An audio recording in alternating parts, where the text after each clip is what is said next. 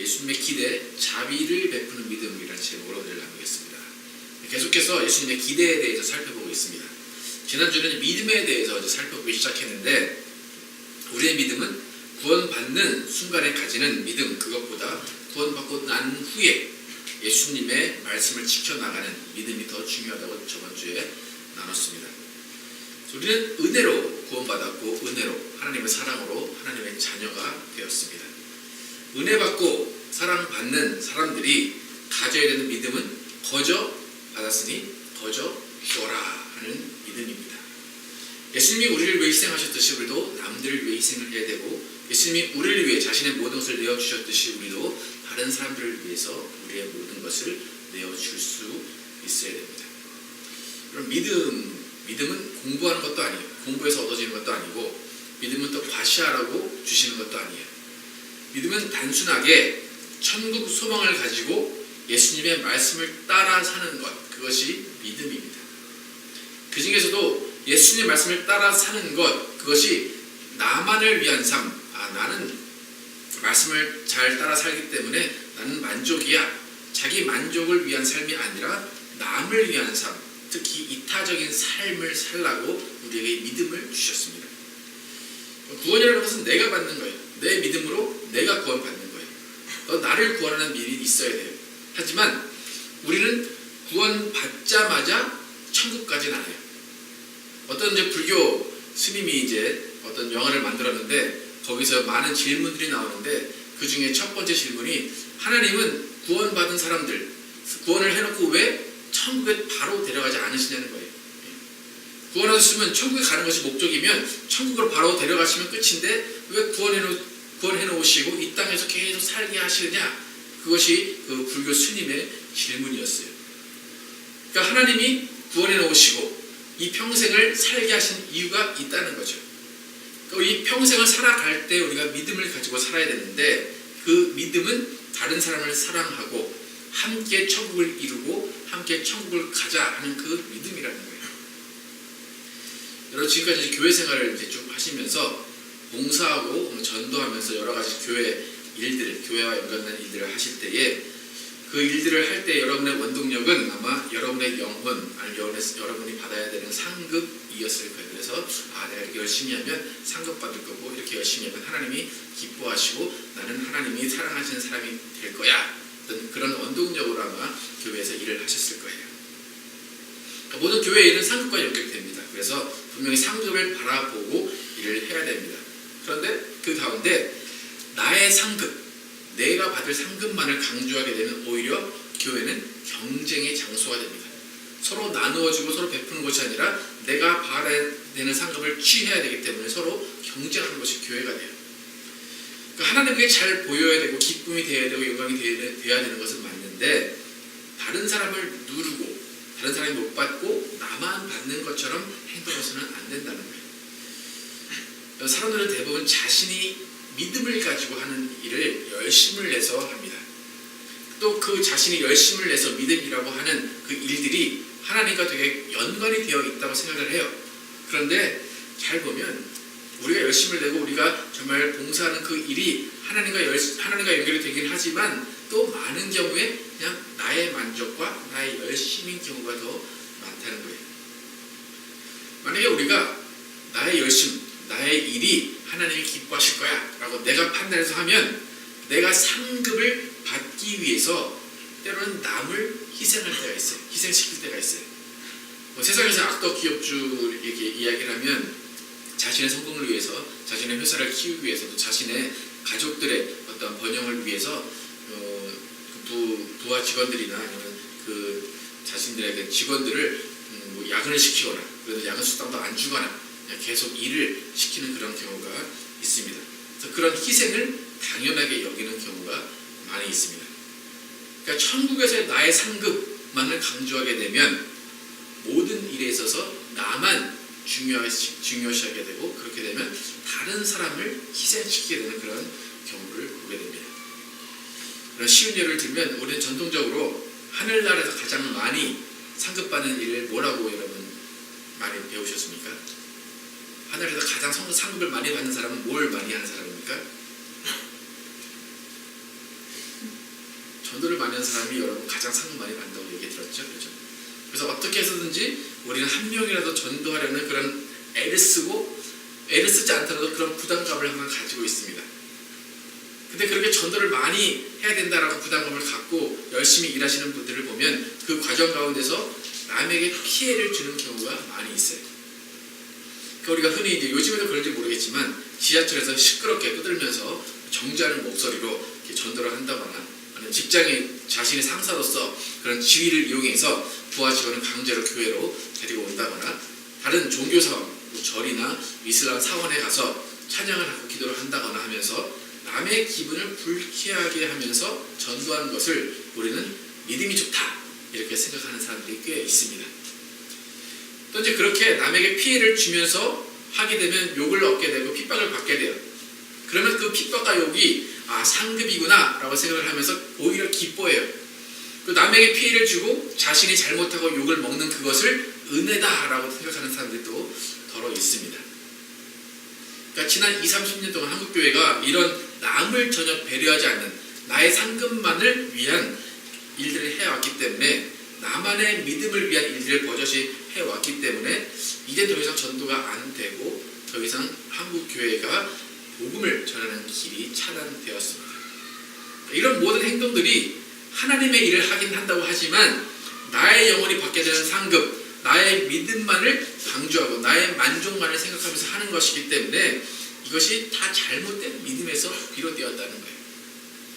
또 이제 어떤 경우가 있는가 하면 뭐 대형교회 같은 큰 교회 같은 경우에는 해마다 전도 대축제라는 것이 있습니다. 가을, 특히 가을에 많이 있는데 이제 그때 보면 각 구역이나 아니면 각 부목사들에게 할당량이 떨어집니다. 그래서 전도대회 한다 그러면 전도가 그렇게 쉽습니까 여러분? 1년에 한 명 하기도 힘든데 전도대회 보면 수십 명이 우르르 몰려와요.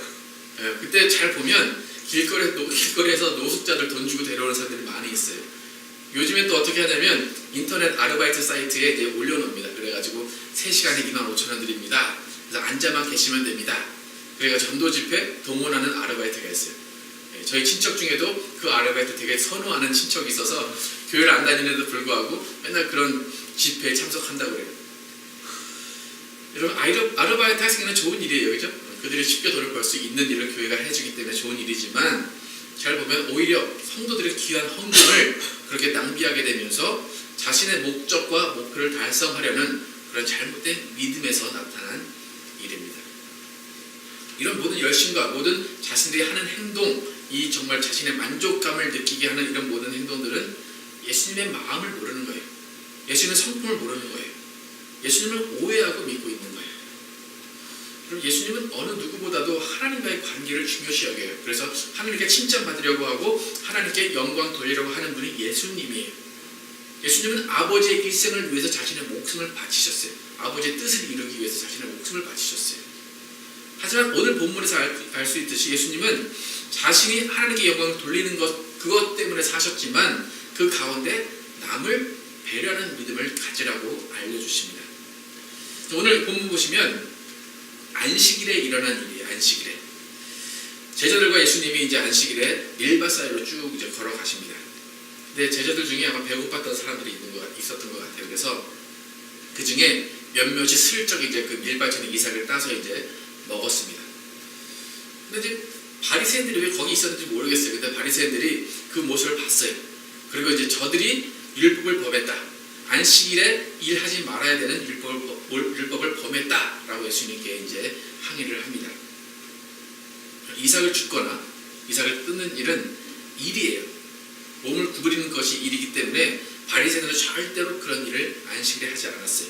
그러니까 일하지 말라라는 율법을 적용해서 그들은 일하지 않는 것에 대해서 되게 철저하게 지켰어요. 근데 그 율법에 의해서 제자들은 일하는 것이었기 때문에 어겼어요. 그래서 율법에 의해서 제자들은 분명히 죄를 벌을 받거나 어떤 처벌을 받아야 돼요. 그런데 그 상황 가운데 예수님은 다윗의 이야기를 통해서 제자들의 위기를 모면하게 해주십니다. 어떻게 위기를 모면하게 하셨는지 한번 3절과 4절 함께 읽어보겠습니다. 3, 4절 시작. 예수께서 이르시되 다윗이 자기와 그 함께 한 자들이 신청할 때에 한 일을 잃지 못하였느냐. 그가 하나님의 전에 들어가서 제사장 외에는 자기나 그 함께한 자들이 먹어서는 안 되는 진설병을 먹지 아니하였느냐. 이제 이야기가 이제 다윗의 이야기가 나오는데 사무엘상 21절에 나옵니다. 21장에 나옵니다. 다윗이 이제 사울을 피해 도망 다닐 때가 있었어요. 근데 사울을 피해 도망 다닐 때 이제 피할 데가 없으니까 성전에 들어갔어요. 근데 성전에 딱 들어갔는데 칼도 없이 그냥 도망 다니는 그 상황 가운데 밥도 못 먹고 막 허겁지겁 들어갔어요. 그래가지고 좀 밥 좀 주세요. 이제 그렇게 이야기를 했어요. 그 상황 가운데 그 제사장이 남은 떡, 그 진설병을 줬어요. 그래서 진설병은 이제 일주일 동안 성전에서 이렇게 하나님께 드립니다. 그리고 일주일이 지나면 새 것으로 교체하는데 그 전에 있었던 진설병은 제사장들만 나눠 먹게 돼 있어요.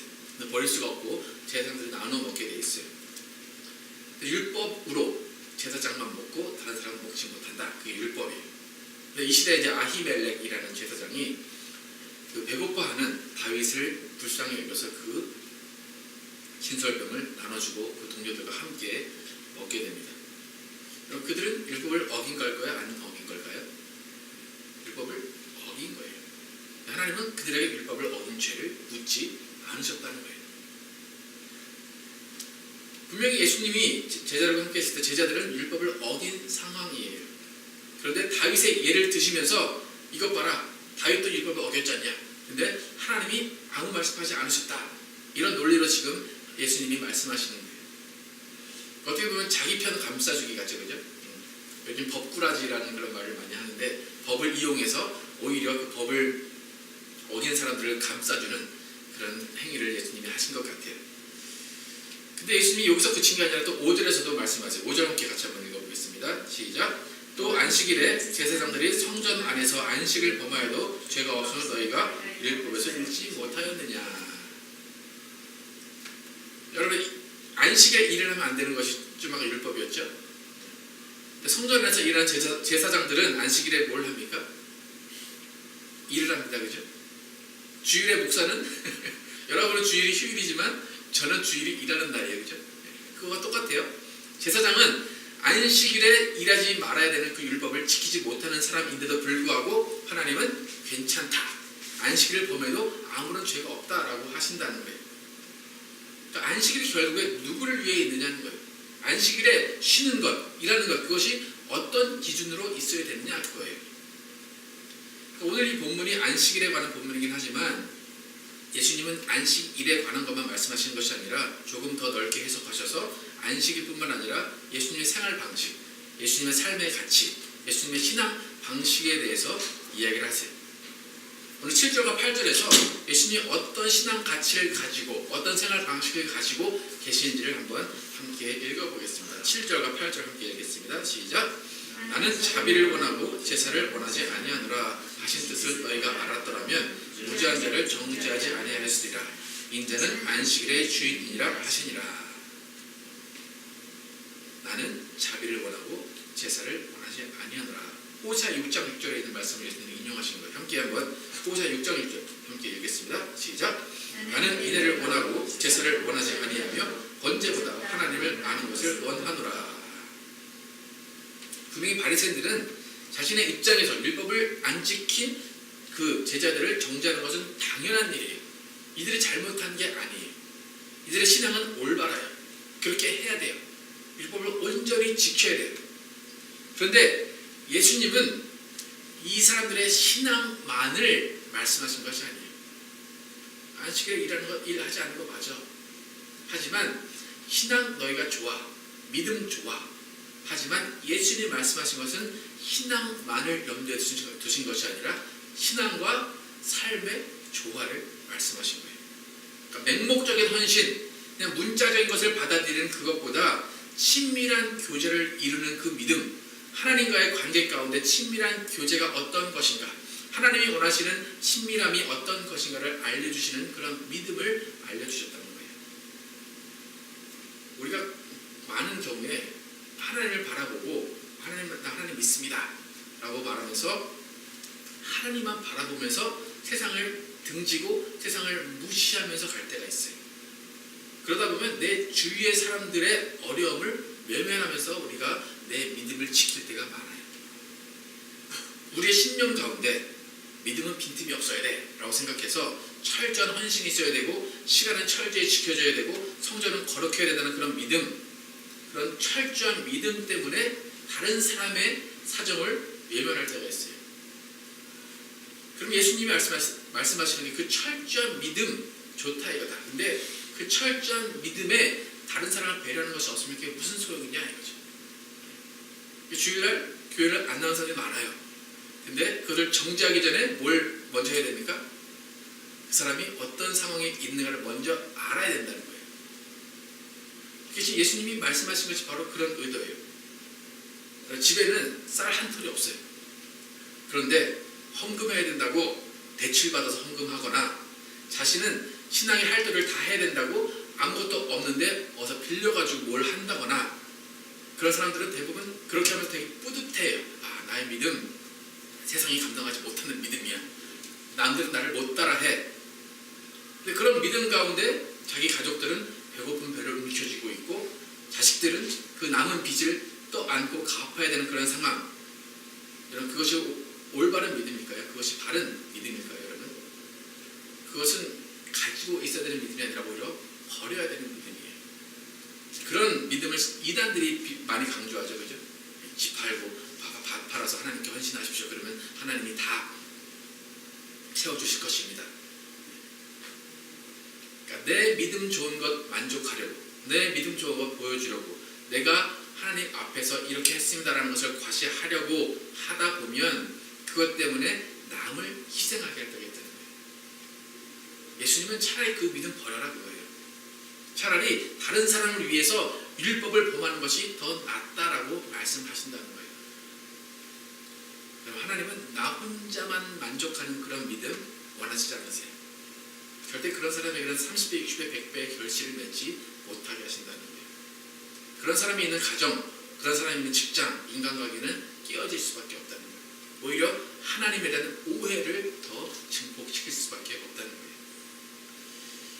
만약 여러분이 직장을 잃고 여러분의 사업이 망해서 여러분 안에 한 100불 정도, 여러분 수중에 100불이 전 재산이라고 생각을 해보세요. 근데 그 돈은 오늘 하루 식구가 생활할 돈이고 그 돈이 없으면 하루에 우리 식구들이 오늘 굶어야 돼요. 또 내일은 어떻게 될지 몰라요. 그런데 그날은 딱 주일이에요. 근데 여러분은 하나님이 복을 주시고 또 믿음이 좋아서 평소에도 11조를 되게 많이 내고 그 한 주에 100불씩 헌금을 내던 분이에요. 근데 지금 딱 주머니에 100불이 있어요. 그날 딱 주일이에요. 여러분 그 100불 어떻게 하실 겁니까? 하나님께 헌금을 하실 겁니까? 아니면 그 돈으로 아이들과 가족들이 먹을 것을 사실 것입니까? 그러니까 많은 믿음이 있는 사람들이 결정을 어떻게 하냐면 내 믿음 지키고 하나님과의 약속을 지키기 위해서 내 지갑을 열어서 100불을 헌금해야 됩니다 라고 많이 얘기를 합니다. 그리고 그 100불을 헌금을 하면 하나님이 다 채워주십니다. 하나님이 그 믿음이 좋다고 여기셔서 모든 것을 다 풍족하게 해주십니다. 그렇게 생각하는 사람들은 믿음이 좋다라고 하는 사람들이 많이 있어요. 그래서 나는 성령 충만하고 믿음 충만해서 이 돈을 하나님께 드리면 오늘 아이들이 먹을 것을 누가 갖다 줄 거야. 또 아이들 다 챙겨줄 거야 라는 거룩한 상상을 합니다. 이제 목사님들도 그런 상황 가운데서 상담을 하자. 만약에 목사님 제가 100불 있는데요. 이거를 드리면 우리 가족 다 굶고요. 100불을 드리면 하나님이 좋아하실 거죠. 목사님 어떻게 될까요? 그러면 대부분의 목사님은 어떻게 얘기할까요? 하나님이 시험하시는 거니까 한번 해보십시오. 100불 다 드려보십시오. 그럼 하나님이 다 채워주실 겁니다. 그렇게 이야기를 해요. 또 주로 간증 스토리가 그렇게 많이 나오죠. 그죠? 이런 간증이 있으면 좋아요. 하나님이 시험하시는 그 시험에서 통과하면 참 좋아요. 그런데 이런 간증을 자꾸 하게 되다 보면 또 듣게 되다 보면 신앙이 좀 허세가 될 때가 많아요. 여러분 하나님이 100불 내고 안 내고 하나님은 그렇게 중요하지 않으세요. 하나님은 그 100불 안 내도 이미 아이들이 굶을 걸 오늘 아세요. 가족들이 굶을 걸 아세요. 그러면 하나님은 이미 계획하고 계세요. 그 아이들에게 어떻게 먹을 것을 줄 것인가를 하나님은 계획하고 계신다는 거예요. 그러니까 네가 그 50불 내고 100불 냈으니까 내가 그 네 믿음에 감동해서 내가 널 채워줄게. 그런 분이 아니라는 거예요. 그리고 하나님을 조건부로 사랑하시는 분으로 여기지 마세요. 내가 이거 안 하면 하나님은 날 사랑하지 않으실 거야. 나의 믿음이 없다고 생각하실 거야. 하나님은 하는 거 봐서 주시는 분이 아니라 이미 굶기지 않으려고 계획하시고 이미 채워주시려고 하시는 분이라는 거예요. 우리는 되게 드라마를 많이 봐가지고 극적인 것도 되게 좋아해요. 극적인 거. 시시하면 별로 재미가 없어요. 그러니까 하나님은 근데 그렇게 극적인 거 안 좋아하세요. 여러분. 여러분이 100불을 내도 일용할 양식을 주시고 100불을 안 내도 그 100불로 일용할 양식을 사게 하시는 분이 하나님이에요. 신앙생활을 너무 극적으로 하려다 보니까 신앙이 자꾸 롤러코스터 타듯이 되고 자꾸 오늘과 내일이 다르게 돼요. 우리는 오히려 헌금 바구니에 돈 넣는 것을 믿음이라고 생각하고 아이들을 챙겨주는 것은 믿음이 아니라고 생각할 때가 많이 있어요.